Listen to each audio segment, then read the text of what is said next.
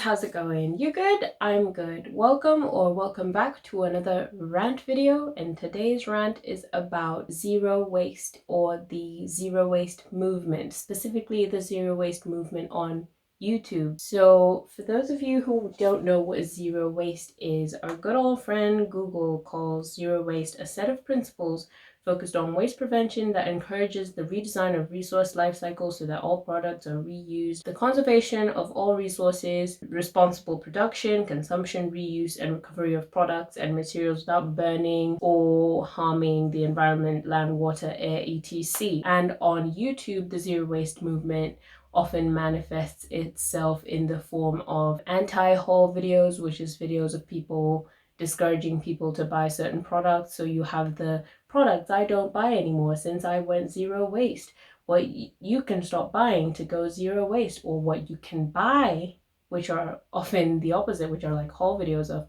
what you can buy to go zero waste. And then you'll have stuff like a metal straw, mason jars are a big one. Other things that are popular on YouTube are the lifestyle videos, day in the life of a zero waste person. So often zero waste YouTubers will be vegan, some will be growing their own food, some will be collecting their own rainwater, and all these things, which are all well and truly good. And I do enjoy a lot of the content, but I don't know if it's me necessarily enjoying it or if it's me going in for content that makes me feel like I'm a horrible person because I consume all these things, and even though sometimes it's not my fault, which I think is a feeling that a lot of people have about zero waste. It's like, oh my goodness, these people are making so much more of an effort than me to not ruin the planet, and here I am just guzzling all the sweet plastic. I just want to talk about reasons why I think the movement doesn't often have the impact that it's supposed to, why it hasn't progressed as well as it could. And I'm not really here like offer solutions and say this is what you should do. I'm just sort of like trying to start a discussion, and want to help me out in the comments, point me and some other people to some resources. We can help each other out because that's what the internet is supposed to be for.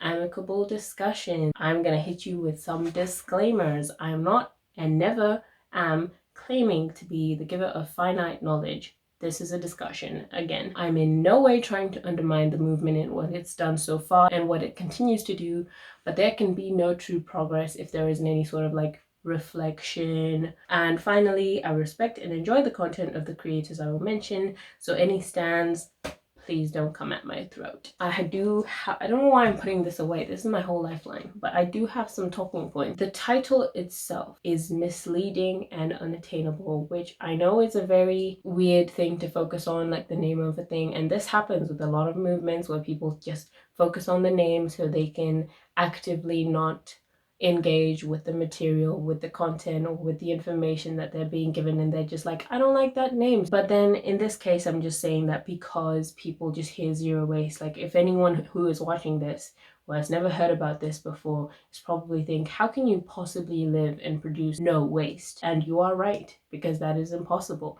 Right now, you might be thinking, I'm just lying in my bed, I'm not doing anything, but the heat in your home, the servers that are connecting you to this wonderful channel, which you should subscribe to if you haven't already, by the way, all those things are using energy, and that is waste, right? So how can you possibly, because there are the videos of like the people who started the trend of fitting all the waste they consumed in a year in a jar, and then people, they're like, how is that possible? But then they're like, there's like a little disclaimer on the bottom that's like, oh, sorry, that doesn't include condoms, pads, and tissue paper and stuff like that. And it's like, well, then you're lying, aren't you?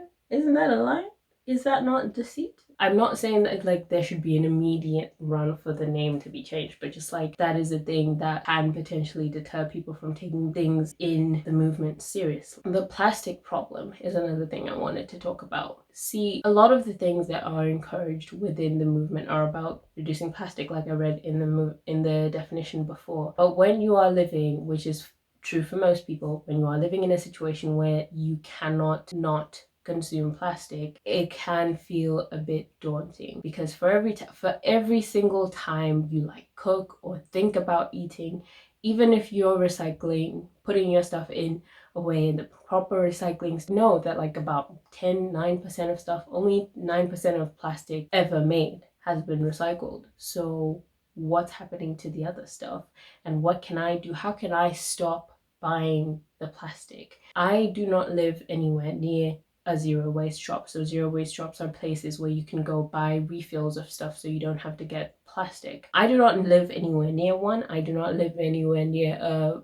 fruit and veg market where I can go with my own bags and pick up my own oranges without the stupid packaging that Tesco's and Morrison's and whoever puts on the things. I can't do that. A lot of people can't do that. So what do? When these YouTubers and bloggers and whoever are talking about this, like, oh, you can just stop plastic, and then they're like, however, if you can't access a certain store which does this, you know, that's fine or whatever. And it's like, why aren't you talking about the reason why I can't?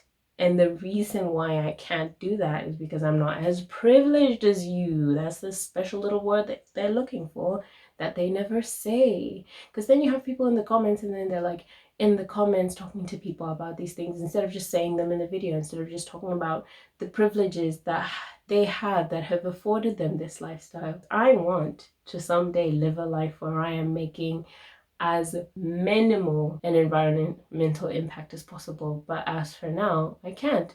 So I do it in the small ways I can, like thrift shopping, or I just generally don't think I buy as much stuff as the regular person does, the average person. That might just be because I'm broke, but still I'd like to think that even with a larger amount of disposable income I would maintain the same practices. Wanna say that? This was mentioned in a video I watched, Tanya Empowers, which I will link in the description and probably up here, where she talks about how the movement itself has been extremely whitewashed. Now, someone's gonna come at me with the whole, why do you gotta make it about race again? But then you can't really talk about sustainability without the intersectional nature of everything. Like, yes, the people leading the movement on YouTube are largely white. Yes, white people are more likely to have access to these things like the zero waste stores and to have the disposable income to adopt these practices without necessarily have to think about it and juggling multiple jobs or living in a neighborhood where that isn't provided. It's there, right? So outside of the fact that, okay, this is how it looks on YouTube, you think about in real life or in the stuff they are preaching, there is really no acknowledgement. You know, it's like a Christopher Columbus situation where it sometimes feels like they are saying things as if they are new, when these are things that people, especially in like Black, Indigenous, or just people of color, have known for ages. Growing up, there would always be that one ice cream tub in the fridge where you open the fridge and you're like, ooh, there's some ice cream, and then you open it and it's like a tub of beans or something, you know, reusing old containers, reusing old, like there would always be old Sprite or Coke bottles being used as water bottles, you know, those type of things. And you hear them preaching that and preaching the whole, oh, you can use old sauce jars as mason jars for your lentils. And it's like, wow, I never thought of that. And there's just no one single moment of reflection like, hey, you know who's been doing that for ages and we've been making them stupid and selling them Tupperware instead?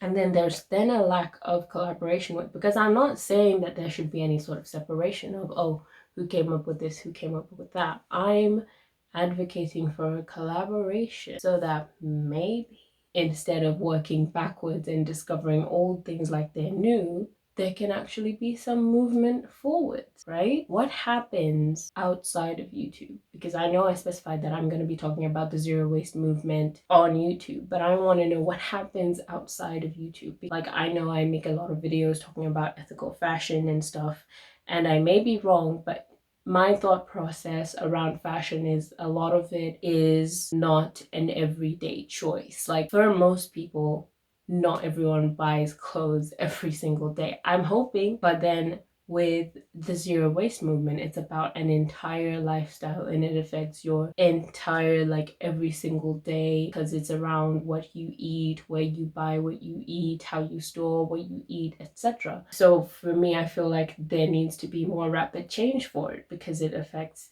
the everyday.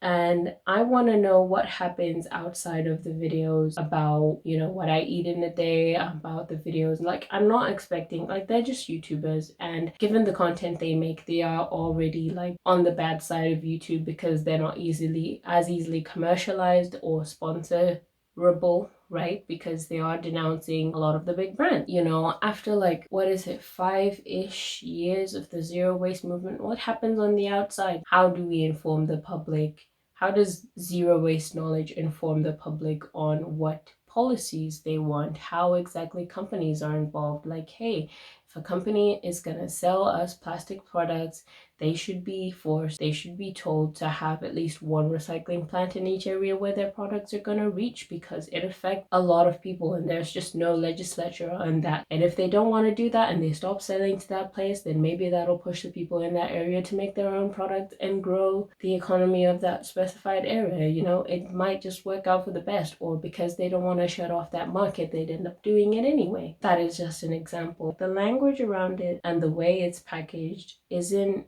as accessible to a lot of people, and I don't know what the solution to that is. I think that is true for a lot of sustainable movements around sustainability. Many people work 9 to 5 in offices. I remember I worked in an office last summer, and one of the people there were trying to do a compostable trash can. So like people would put their compost there, and then that person would either take it home or have a compostable company come pick it up.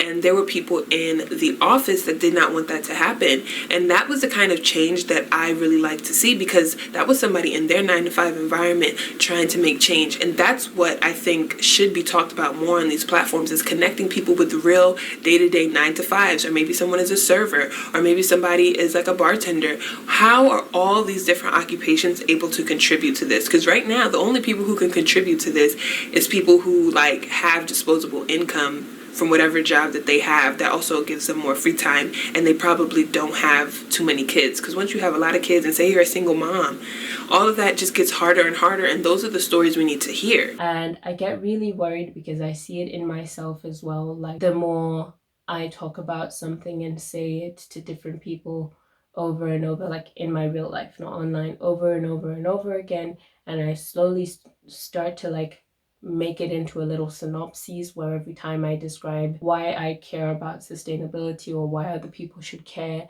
I don't describe it in a way that, say, a person who doesn't live and breathe it every day does.